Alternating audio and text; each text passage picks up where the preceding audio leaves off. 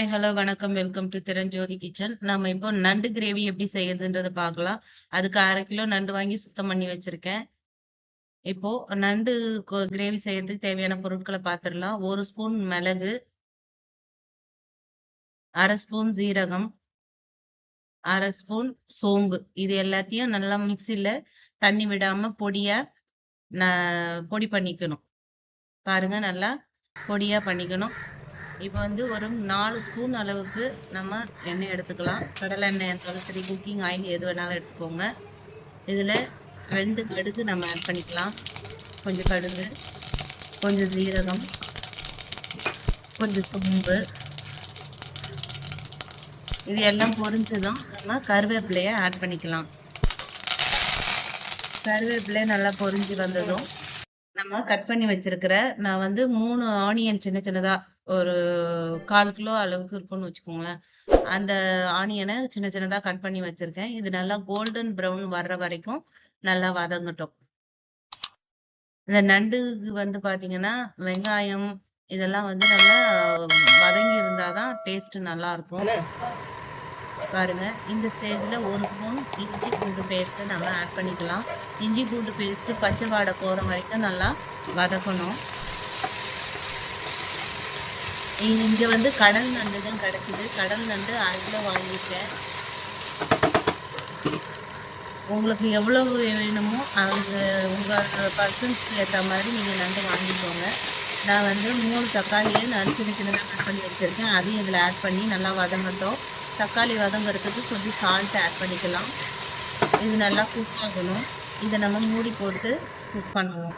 ஒரு 2-3 மினிட்ஸுக்கு அப்புறமா எடுத்து பார்த்தோம்னா இது நல்லா தக்காளியெல்லாம் வந்து குக் ஆகிருக்கும். இது வந்து லோ ஃப்ளேமில் வச்சு குக் பண்ணுங்க. அப்போ தான் வந்து அடி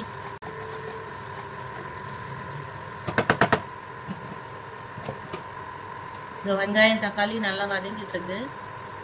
எண்ணெய் பாருங்க அப்படியே பிரிஞ்சு வந்திருக்கு. இந்த ஸ்டேஜில் கொஞ்சம் போல் மஞ்சள் பொடி ஒரு 1/2 ஸ்பூன், மிளகாய் பொடி 1/4 ஸ்பூன் போட்டிருக்கேன் நான். இது வந்து சின்ன ஸ்பூனு. ஏற்கனவே மிளகு போடுறோம். நம்ம மிளகு காரம் தான் இந்த இஞ்சி பூண்டு இந்த பேஸ்ட்டு மிளகு காரம் இதெல்லாம் தான் வந்து நண்டுக்கு வந்து தேவைப்படும். ஸோ அதுக்கேற்ற மாதிரி மிளகாத்தூளை ஆட் பண்ணிக்கோங்க. இப்போ வந்து நல்லா கிரேவி மாதிரி வந்துடுச்சு. இப்போ நம்ம நண்டு ஆட் பண்ணிக்கிறோம்.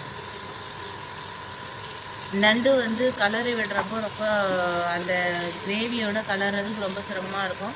பார்த்து சிம்மில் வச்சுட்டு நீங்கள் கலரை விடுங்க. அந்த காலெல்லாம் உடையாத கலரி விடுங்க. பொறுமையாகவே கலரலாம். இதில் ஒன்றும் இது கிடையாது.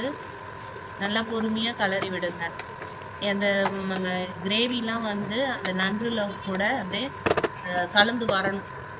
இப்போ நம்ம வெறுமனே தண்ணிலாம் ஊற்றாம அப்படியே வச்சுட்டு ஒரு 2 மினிட்ஸ் கழிச்சு ஓப்பன் பண்ணி பார்த்துட்டு அகைன் மறுபடியும் கலரி விட்டுட்டு இப்போ நம்ம பொடி பண்ணி வச்சுருக்கோம் இல்லைங்களா, இந்த மிளகு, சீரகம், சோம்பு இது எல்லாமே வந்து பச்சையாகவே நம்ம பொடி பண்ணி வச்சுருக்கோம். அதனால இப்போ தண்ணிலாம் எதுவுமே ஊற்றாம நண்டுல போட்டு நல்லா கலரி விடணும்.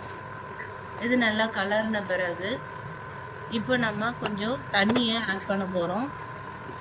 பாருங்க, நல்லா வதங்கி நல்லா ஒன்னோட ஒன்று அந்த கிரேவி வந்து நண்டு கூட மிக்ஸ் ஆயிடுச்சு. இது தேவையான அளவுக்கு நீங்கள் தண்ணி ஊற்றிக்கோங்க.